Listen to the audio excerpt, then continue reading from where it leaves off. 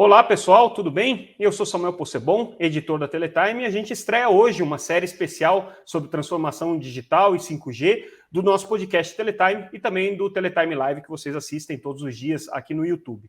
Esse programa especial está sendo feito em parceria com a Dell Technologies. Agradeço muito a cooperação da Dell e a disposição de vocês de estarem investindo num programa em que a gente procura trazer tecnologia, procura trazer novas abordagens, procura trazer novas soluções para o mercado de telecomunicações. No episódio de hoje, como eu disse, a gente vai falar um pouco sobre transformação digital do 5G e como essa revolução pode chegar não só às empresas privadas, mas também ao setor público. Não é novidade que o 5G vai demandar das operadoras de telecomunicações novos desafios em relação à arquitetura de rede, inevitavelmente um processo de virtualização e migração para a nuvem, das funções relacionadas aos novos serviços, parte de controle de operações, tudo isso passa por um processo de virtualização.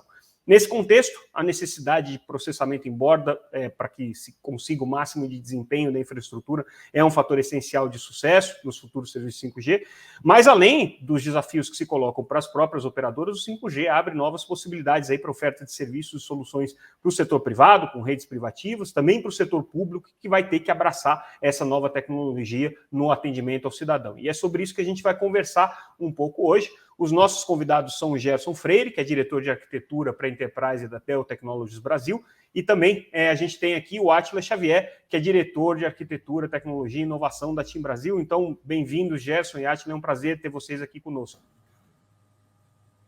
Bom, vamos começar então. A nossa conversa, a gente inicia aqui com uma pergunta que eu coloco para o Átila: como é que a TIM está se preparando para o 5G? É uma pergunta que acho que vocês devem receber dia sim, dia também, e quais os desafios que ainda faltam serem vencidos aí para essa preparação. Legal, Samuel, obrigado aí pelo convite, prazer em estar contigo. Gerson também, prazer em estar contigo aqui virtualmente. Mas indo à sua pergunta, Samuel, de fato é uma preparação já complexa, e a gente já vem trabalhando nisso, até por conhecer um pouco da complexidade do 5G, desde 2019, quando a TIM já iniciou uma série de provas de conceito e alguns testes em laboratório, né? E também um movimento que a gente iniciou com incubadoras e centros de pesquisa para incentivar o desenvolvimento de soluções sobre 5G. A nossa preocupação sempre foi de ter no 5G não só a solução de rede, né? Não só de prover a solução de rede, de tecnologia, de infraestrutura, mas também da gente garantir que a gente tem um ecossistema de aplicações e de soluções. Por isso que a gente começou, vamos dizer assim, tão cedo, né? Em 2019, quando se começou a falar do assunto. A gente teve também uma participação muito ativa junto às consultas públicas relacionadas ao 5G, já desde lá de trás, né? De modo a ajudar a esclarecer as diferenças entre os diferentes releases dos padrões do 3GPP. Notadamente, o que prevê o 5G Standalone, né? Que todo mundo se fala, o 5G verdadeiro, ou 5G realmente puro, vamos chamar assim, né? Então, a gente fez questão de esclarecer isso, né, para os entes públicos que estariam envolvidos aí nisso, e para toda a sociedade, tanto que no leilão do 5G a gente tem essa definição, né, de que o que deve ser usado é o release 16, que é o que você tem a previsão do 5G Standalone. Também nós ajudamos nos trabalhos de estudos de interferência das bandas que foram cogitadas e que ao fim foram realmente leiloadas, principalmente o 3.5 GHz, a questão da interferência dessas bandas em outros serviços já existentes, né? Para poder ser licenciado, para poder ter o licenciamento do uso. Quer dizer, mais recentemente, uma preparação de longuíssimo prazo, né? Não é uma preparação que começou agora, né? Um negócio pois é. Isso que é interessante você ver, assim, é um trabalho que já tem anos, né, que a gente vem fazendo, e agora a gente culminou, né, com o leilão que aconteceu e que a gente deve estar com o lançamento esse ano, aí no meio do ano, né, a partir de julho a gente deve ter essas bandas efetivamente licenciadas, que é onde a gente vai ter o problema da interferência já tratado, né. Mais recentemente, Samuel, até para ir complementando um pouco o trabalho nosso, a gente seguiu incrementando essas provas de conceito. Você já deve ter visto aí alguns anúncios nossos, né, feitos com montadoras e outras empresas, né, e outros exemplos, né, de uso do 5G Standalone, para que os usuários e os potenciais clientes possam experimentar os ganhos que o 5G Standalone pode proporcionar, né. E além disso, a gente também lançou a versão non-standalone. Isso às vezes pode confundir as pessoas, que algumas pessoas veem no display do seu celular lá o 5G. O 5G já foi lançado? Sim, uma versão que se chama non-standalone. Hoje, além do non-standalone, a TIM já tem também disponível em nossa rede o core da versão 5G standalone. Isso já está disponível. O que não está disponível ainda é a frequência de 3,5 GHz, porque apesar de leiloada, apesar de adquirida, não existe a licença de operação em função da questão das interferências que eu tinha comentado antes. Mas em outras bandas, como 2.3, ou até mesmo do 700 MHz, que é a frequência do 4G, você já pode ter o 5G não standalone funcionando, como é o nosso caso. A gente já tem. Né? Então, essas provas de conceito... Oi? Fala. O rollout já está acontecendo, né? Tem algumas questões ainda que dependem de frequências, mas a coisa já está em andamento. Exatamente. Inclusive, a gente já tem um core funcionando, né? O core que pode atender o 5G standalone em produção, tá? E aí, Samuel, de maneira resumida, os maiores desafios que nós fomos vendo, né, ao longo desse trabalho todo foi exatamente essa questão da disponibilização de espectro, né, por causa dessa complexidade de interferência e tudo mais, e o acesso a dispositivos compatíveis com a tecnologia, que é uma questão que sempre acontece. Tá? Quando você tem uma tecnologia nova, você tem inicialmente pouca variedade de dispositivos, mas aos poucos isso vai acontecendo. E agora, a partir de agora, já tendo isso, o nosso desafio, onde a gente está trabalhando exatamente nesses dias, né, é a disponibilização de cobertura. Né? Então, a gente já está a todo vapor, já começando as instalações, obviamente não ativando, como eu já disse, mas já trabalhando na disponibilização dessa cobertura para garantir que quando a gente possa ligar, né, esse nosso sinal, a gente já esteja plena carga e sendo capaz de atender os clientes. Legal. Gerson, olhando agora um pouco sob a ótica de uma empresa, né? A Dell é uma empresa que tradicionalmente está na outra ponta, está na ponta dos serviços de TI, principalmente a parte de cloud, é um aspecto que vocês estão intimamente aí, relacionados. O que o 5G difere com relação às gerações anteriores de internet móvel, quando a gente está falando de arquitetura de rede, em formas de se pensar a rede para maximizar a oferta de serviços e o potencial da tecnologia? Legal, Samuel. Primeiro, obrigado pelo convite, prazer estar com você, com a Átila aqui. Bom, respondendo a pergunta, a gente sabe que o 5G é uma arquitetura muito dinâmica e flexível, né? Ou seja, a junção de várias tecnologias aí que suportam uma grande quantidade de aplicações, né? Assim, diferente das gerações anteriores, a gente vê que a tecnologia da rede 5G, ela parte de um conceito, de uma arquitetura aberta, moderna, flexível, cloudificada, né? E totalmente definida por software. Então, se a gente começar a olhar para as partes de uma telco cloud, iniciando pelo core de 5G, todas as principais funções de uma rede móvel são definidas como microserviços hoje, né? Rodando no que eles chamam de containers, que é uma espécie de uma evolução de uma máquina virtual, vamos dizer assim, né? E são esses containers que permitem com que essa telco cloud 5G seja muito mais escalável, flexível e muito mais resiliente, né? E aí, o que acontece? Hoje, as interfaces de comunicação entre todas as funções de rede de uma telco cloud 5G são todas elas definidas por software. Então, o 3GPP define todas essas regras, né? Tudo definido por APIs, que permitem com que várias empresas, vários desenvolvedores de software desenvolvam, criem seus módulos para que executem parte dessas funções, né? Então, hoje, dando muito mais até flexibilidade, poder de escolha para as operadoras. Como a gente comentou, né, em geral, o 5G ele vem naturalmente para atender os consumidores, mas vem também muito para atender as empresas, né, os governos, aí, nos diferentes casos de uso e aplicações que vem pela frente. Então, nesse sentido, também falando um pouco de arquitetura, né, a gente percebe que é muito importante com que a rede esteja cada vez mais próxima, né, próxima das pessoas e das empresas. Então, a gente vai ver cada vez mais as empresas, as operadoras, desenvolvendo as suas estratégias de edge data centers, né? Então, ou seja, fazendo com que os serviços estejam cada vez mais geograficamente distribuídos, né, em diferentes localidades pelo nosso país. O que, na verdade, vai proporcionar aí uma melhor qualidade de acesso aos serviços entre as empresas e os clientes de forma geral, né? E o que a gente Perdão, pode concluir, Gerson. O que a gente tem percebido também é que nesse conceito, né, de cada vez mais distribuindo os serviços para a ponta, as operadoras estão avaliando a possibilidade, né, ou seja, tende o conceito de redes privadas serem cada vez mais populares.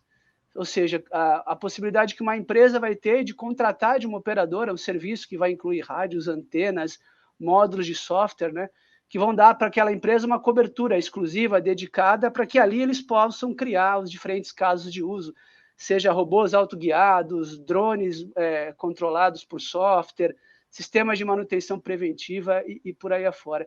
Então, a gente vê que assim, a questão da arquitetura da rede 5G, ela vem para trazer novos paradigmas, né, para a área de engenharia das operadoras. Não só pela tecnologia que ela traz por si só, mas também pela mudança, né, dos processos e dos conhecimentos, né, dos skills que as pessoas vão ter que adquirir para poder implementar, para poder desenvolver e operar essas novas telco clouds. Então, Átila, essa abordagem aí que o Gerson está trazendo é a abordagem conceitual clássica que a gente já tem ouvido, né, desde que começou o trabalho de preparação para o 5G, sobre essa necessidade de você levar a capacidade computacional para a borda. Mas, na realidade, é isso mesmo? E aí eu te pergunto, isso é essencial para o quê? Para o desenvolvimento desses novos serviços? Que tipo de serviços que a gente está falando que vai demandar esse tipo de arquitetura? Legal, Samuel. Assim, e é legal se aproveitando o gancho aí do Gerson sobre a questão do Edge Computing que ele puxou, né? De fato, assim, o 5G nos traz a possibilidade de serviços muito mais sofisticados, não só em termos de throughput, mas também em termos de latência, né? Esse eu acho que é o grande diferencial do 5G. E esse diferencial de latência, ele começa a se realizar a partir do momento que você tem os elementos mais próximos. Para você ter baixa latência, você precisa ter os elementos que vão estar te respondendo às suas requisições, ou te provendo conteúdo, ou o que quer que seja, mais próximos fisicamente mesmo, né? E aí realmente sai a necessidade de você ter uma rede, como que se chama de Edge Computing, ou com uma rede mais próxima da borda, né? E a borda seria o acesso, o rádio, né, do usuário. Existem já soluções experimentais em termos disso, usando essa baixa latência, para operação de equipamentos médicos, por exemplo. Isso é um dos exemplos das novas soluções que a gente pode ver aí com 5G e que demandam isso, né? Esse tipo de solução, você começa a contar no 5G com latências da ordem de 5 milissegundos, né? Uma coisa muito abaixo do que você tem hoje, até mesmo no 4G, onde você já tem latências bastante baixas, bastante reduzidas. Você começa a ficar comparável com as latências que você tem em redes com fibra, tá? Dessa ordem de grandeza. E aí você começa a ter soluções que realmente antes você não conseguia pensar, não eram viáveis. Como que eu falei, o caso de você ter uma operação médica remota, ou até a questão de um carro guiado remotamente, né? Você pode ter um carro que você tem um piloto atuando sobre ele remotamente, porque os tempos de resposta são muito menores. Indo um pouco para o outro lado, Samuel, uma coisa também que às vezes a gente não se dá conta, não só a questão da baixa latência, mas você ter o Edge Computing, você ter a possibilidade de ter nós de rede mais próximos da borda, assim como os nós de computação, você traz uma maior resiliência para essa tua rede.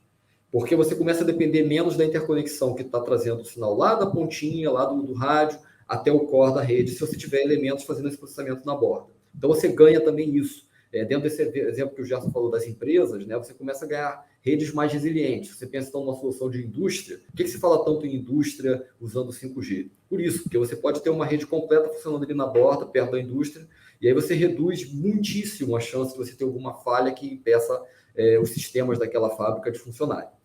Uma outra aplicação você sobrecarrega menos o core da rede, você sobrecarrega menos a rede de transporte, você consegue fazer com que as coisas aconteçam na borda sem ter que preparar toda a parte interna da rede para dar suporte a isso. Exatamente, e sem precisar de uma rede de transporte super pesada, super capaz de trafegar uma quantidade enorme de dados, e também você fica menos dependente da disponibilidade dessa rede. Se você tiver algum problema nessa rede, dela ficar lenta, dela falhar, você tem os nós de rede lá perto da borda, podendo processar e manter tudo funcionando.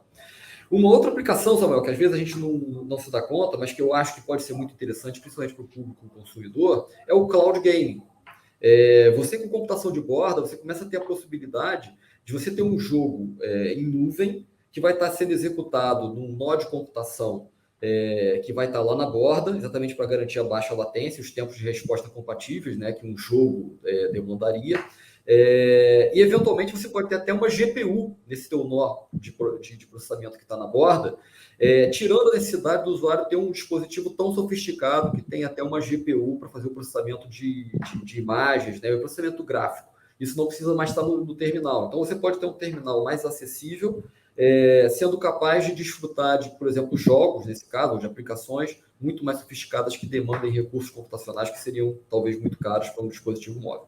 Agora, quando a gente está falando de rede privativa para serviços específicos de indústria 4.0, por exemplo, ou agronegócio, quando a gente está falando de redes com capacidades dedicadas para games, como você está exemplificando, Eu imagino que tudo isso seja, do ponto de vista da operadora, um desafio grande de integração, porque você está ampliando a quantidade de funções que você vai ter dentro do core da sua rede, né? Quer dizer, não é só uma função de administrar um serviço de banda larga ou um serviço de voz, mas são funções específicas. Como é que vocês lidam com essa necessidade de ter que integrar diferentes ecossistemas de redes privativas para manufatura, para agro, para transporte, de redes dedicadas para entretenimento, para games? Imagino que esse seja um desafio muito grande, né, das operadoras. De fato, Samuel, é um desafio e na prática, assim, a gente não consegue identificar uma única solução que atenda a todos, tá? O que a gente tem é meio que um leque de soluções, de arquiteturas realmente de rede, em que você consegue estar tratando cada caso. Então, por exemplo, se tem um caso de um cliente empresa que precisa de um acesso de baixa latência, você vai levar mais elementos de rede para a borda, junto com o espaço de processamento da aplicação do cliente. Agora, você tem um outro caso de um cliente que ele precisa ter uma rede totalmente independente, aí não, você tem que levar todo o core para a borda, né, para atender esse cliente. Então, cada caso precisa de uma análise realmente mais profunda para você entender, sem gastar demais, lógico, né, dentro de uma relação de custo-benefício adequada, qual é a melhor arquitetura, a melhor solução para você estar tratando aquele problema. Isso implica um grande envolvimento de equipes muito bem qualificadas para fazer esses projetos de rede, né, que sejam em borda ou sejam redes privadas, e que tenham um profundo entendimento do funcionamento da rede 5G. Isso é um trabalho também que a gente veio fazendo, tá, Samuel, ao longo desse tempo, que é de preparar equipes para que sejam capazes de estar atuando junto com os clientes no desenho das melhores soluções, junto com clientes e com parceiros como a Dell, né, para entender qual é a melhor solução, o melhor hardware e tudo mais. Eu acho que o papel justamente dessas equipes dedicadas, dos integradores que vão se agregar aí à prestação de serviço, que vai ser essencial. Agora, quando a gente está falando disso, Gerson, a gente fala muito de arquiteturas abertas justamente para poder propiciar esse tipo de integração e para facilitar um pouco a vida, né? Porque imagina se você tem uma rede toda estruturada ali, ponto a ponta, para determinado serviço, você tem que inserir uma novidade ali, fica um pouco mais complicado. Então, dentro desse conceito é que se discute muito sobre o potencial do Open RAN, como que ele abre a possibilidade para as operadoras desenvolverem esses novos negócios, né, dá um potencial de inovação na oferta de serviços, mas considerando essa necessidade de integração com a rede. Como é que vocês estão abordando esse assunto hoje? Como que essa questão das arquiteturas abertas, do Open RAN, está no radar de vocês, da Dell especificamente? Esse é um assunto um tanto quanto debatido, viu, hoje, pela Dell e, naturalmente, pelos clientes, né, qual a gente atua. Bom, vale a gente destacar que o Open RAN, na verdade, nasceu de uma demanda das próprias operadoras, né, ou seja, que tem uma intenção de buscar, como você mesmo comentou, soluções cada vez mais abertas, né, fugindo aí do conceito tradicional de soluções proprietárias e, na verdade, replicando aquilo que já acontece ou que já aconteceu no core. Né? Então, toda a virtualização e cloudificação do core agora está estendendo para RAM, né, para a rede de acesso.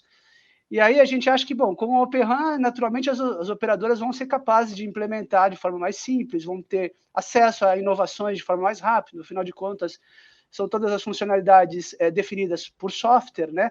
E aí com isso você vai conseguir ganhar mais eficiência, redução de custo, menor TCO, né? São vantagens que tendem a se provar uma realidade quando da implementação de Open RAN em maior escala, né? Aí você perguntou o que a Dell, né, tem no seu radar em relação a isso. Então, a Dell, ela atenta a todas essas transformações, ela vem trabalhando com os principais desenvolvedores de software e de rádio, né, de soluções para Open RAN, para criar arquiteturas de referência, né, que visam ajudar a vida das operadoras, né, ou seja, a ter um time to market melhor e redução de risco na implementação dessas soluções, né? A gente tem, por exemplo, né, a gente desenvolve servidores que são especializados para Open RAN. Então, servidores que têm características para operar fora do data center tradicional, que têm suporte a placas aceleradoras, que são importantíssimas no deployment de soluções de Open RAN, né? E com isso, o que acontece? Com isso, a gente tem conseguido aí ganhar o prestígio de alguns clientes, então, públicos, empresas como Dish nos Estados Unidos, Vodafone, na Europa, hoje já anunciaram a Dell como parceiro dos seus primeiros deployments de Open RAN no mundo, né? E aqui no Brasil, além do trabalho que a gente faz com a TIM, com as outras operadoras também, vale a pena destacar o trabalho da parceria que a Dell vem tendo com o TIP e Inatel, né? Onde a gente tem trabalhado como principal parceiro de infraestrutura do Open Innovation Lab, que é um laboratório muito interessante que foi criado, ou está sendo criado, né, com o objetivo de fomentar a adoção das diferentes tecnologias ao redor de Open RAN, e a TIM é parte do programa. A TIM, inclusive, foi a operadora, né, pioneira a fazer parte do programa do TIP e Inatel, e a Dell está junto com eles aqui, ajudando a viabilizar esse programa. Então, a gente acha que, assim, existem desafios? Naturalmente existem, né, especialmente na área de integração, na área de suporte, mas na medida que a gente vê a adoção aumentando em larga escala e as operadoras já medindo, né, os benefícios, a gente crê que é um caminho sem volta, né? Começa pequeno, mas a tendência é que a adoção se espalhe, né, e se amplie muito em relação ao número de cell sites que tem por aí. Eu acho que é um processo mais ou menos natural que faz parte, né? O 5G ele acelera essa transformação digital das operadoras, né? E faz com que as operadoras tenham que buscar essas soluções mais abertas para poder integrar outros serviços, para poder inovar na oferta, né? De produtos, como o Átila estava falando, né? A gente está pensando em coisas que hoje não são possíveis ou que não são viáveis, né? Com a infraestrutura atual e que passam a ser com relação quando a gente estiver no ambiente de 5G. Falando um pouquinho de setor público, Gerson, assim, o que o 5G muda, pensando na oferta de serviços públicos, oferta de serviços para o cidadão, por parte de governos que muitas vezes não estão tão preparados assim para enfrentar essa nova realidade, não estão tão atualizados, vamos dizer, como grandes empresas hoje já estão trabalhando nisso. O que a gente pode pensar de novidade para o setor público? Então, Samuel, acho que, bom, tecnologia sempre teve um papel essencial para ajudar a economia e sociedade, né, em todo mundo, né, de forma geral, né? Então, como a gente comentou, alguns casos de uso aqui em saúde, alguns casos em transporte, alguns casos em indústrias. Olhando especificamente para o setor público, né, a gente sabe que quando do anúncio do leilão, existe um compromisso, né, que as operadoras assumiram com o programa das escolas conectadas. Está lá, está escrito, e tem lá um tempo e as regras para serem cumpridas.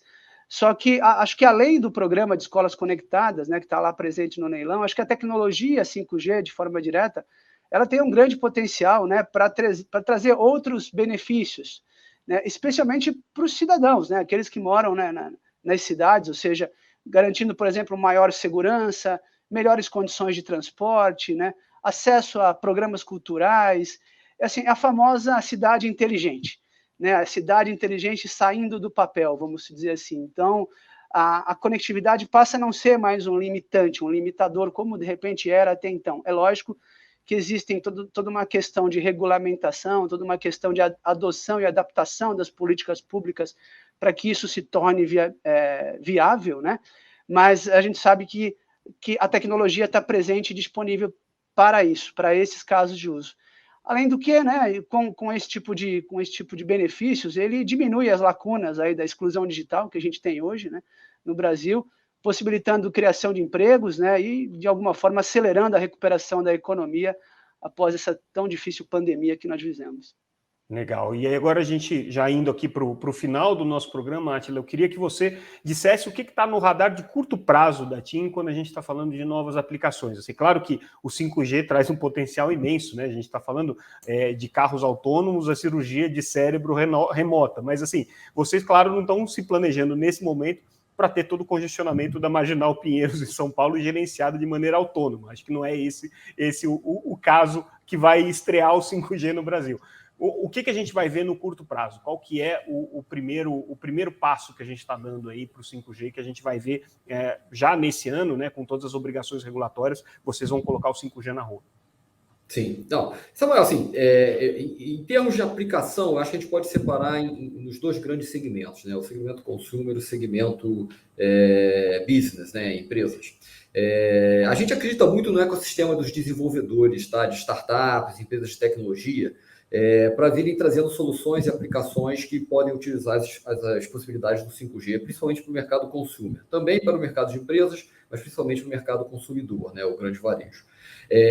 O que eu posso dizer que eu tenho observado e que eu acredito que vai ser o que deve estar acontecendo já no início é um movimento muito importante em torno de cloud gaming, tá? E de realidade aumentada. Então, acho que a gente pode ter uma expectativa de que as primeiras aplicações para o mercado consumidor seriam, para o grande público, né? Seriam relacionadas a isso, em termos de cloud gaming e realidade aumentada. E para o segmento de empresas, o que a gente vê é um movimento muito grande de soluções em borda, né? O Edge Computing e também redes privadas, principalmente para a indústria e para o agronegócio, tá, o Samuel? É complicado eu te dizer nomes aqui, né, de quem são as empresas, quem está falando, mas é muito em torno desses dois caminhos aí para o business e para o consumer, em torno disso, tá? E que eu tenho observado e que eu acredito que vai ser o que vai estar mais na frente. E uma coisa que a gente não pode perder de vista, né, Samuel, pelo menos que eu fico muito impressionado, é o quão revolucionário é você pensar que a gente pode ter uma fábrica com todo aquele seu maquinário conectado por uma rede sem fio, de alta confiabilidade e velocidade com baixa latência, que é o que o 5G vai nos permitir quando a gente começar a pensar de indústria, né? Indústria 4.0 ou uma indústria conectada com 5G. Eu acho que é por isso que eu tenho observado esse movimento tão grande, esse interesse do segmento industrial em torno do 5G. É um movimento muito interessante que eu não me lembro de ter visto nas outras gerações, né? Esse interesse de outras esferas e outras cadeias da economia por uma revolução da conectividade tão importante. Claro, 4G foi extremamente significativo, 3G foi revolucionário, trazendo a internet móvel para o bolso das pessoas, né? Mas esse movimento que a gente está vendo agora junto ao mercado corporativo para o 5G, eu não vejo. E você, Gerson, o que você vê aí como o abre-alas do 5G? Olha, até parece que eu já tinha combinado com o Átila em relação à resposta, porque a nossa visão é exatamente a mesma da TIM nesse sentido. Eu acho que assim, tudo começa com a internet de alta velocidade para nós, consumidores, né? É que o 3GPP chama de EMBB, né? Mobile Broadband. Mas para o lado do empresarial, né? A gente vê essas verticais em destaque. O próprio Gartner, inclusive, se você olhar as últimas pesquisas do Gartner, ele indica que os 3 segmentos de indústria onde houveram mais POCs e trials de 5G foram nessa ordem: manufatura, mídia, entretenimento e automotive. Muito em linha com aquilo que o Átila acabou de comentar. Então, para o empresarial, a gente vê... E aqui no Brasil tem o destaque para o agro, né, que muitas vezes fora, em outros países, não é tão abordado. Então, nós também vemos para o lado do empresarial, né, as primeiras oportunidades surgindo dentro de indústria 4.0, né, em manufatura, e também no agronegócio, né? E tem um outro ponto que eu tenho escutado de algumas operadoras, que ainda não é uma realidade no Brasil em 4G, e pode ser em 5G, que é o FWA, né? O caso de uso de FWA, de Fixed Wireless Access, que pode levar a internet de banda larga e alta velocidade para onde não chega o cabo, para onde não chega a fibra. Então, a gente escuta no mercado algumas operadoras falando em criar serviços relacionados a FWA num futuro próximo. Basicamente, essa é a nossa leitura do que deve vir por aí. Eu acho que a expectativa de todo mundo é, claro, um processo de soft launch, né? Ninguém está esperando uma transformação da sociedade num prazo tão curto, mas, de qualquer maneira, assim, o potencial, como eu estava dizendo, né? São tantos os setores econômicos que estão olhando para o 5G que o potencial de inovação é muito grande e, com certeza, a gente vai ver, além desses casos de uso que vocês destacaram, outros que vão nos surpreender aí com relação ao desenvolvimento das redes de 5G. Mas, enfim, de qualquer maneira, é sempre bom a gente ver o futuro acontecendo na nossa frente, né? Bom, pessoal, Gerson, Átila, eu agradeço imensamente esse bate-papo com vocês. Mais uma vez, a parceria aí com a TIM, com a Dell, super importante para a gente tentar trazer um pouco mais de informação sobre esse cenário de evolução tecnológica. Então, obrigado pela presença de vocês aqui. Com isso, a gente está encerrando o nosso bate-papo. Na semana que vem a gente tem mais um episódio dessa série feita em parceria com a Dell. A gente vai falar mais um pouco sobre transformação digital, mas agora focando justamente na retomada pós-pandemia, né, e os impactos que isso vai trazer justamente para todos os setores da economia. Fiquem ligados no nosso podcast diariamente e também nos nossos episódios especiais semanais. Lembrando sempre que esse podcast está disponível também em vídeo no nosso canal Teletime Live, no YouTube e em todas as plataformas de podcast. Átila, Gerson, obrigado pela participação de vocês. Até mais, pessoal. Obrigado. Tchau. Obrigado. Até mais, Samuel.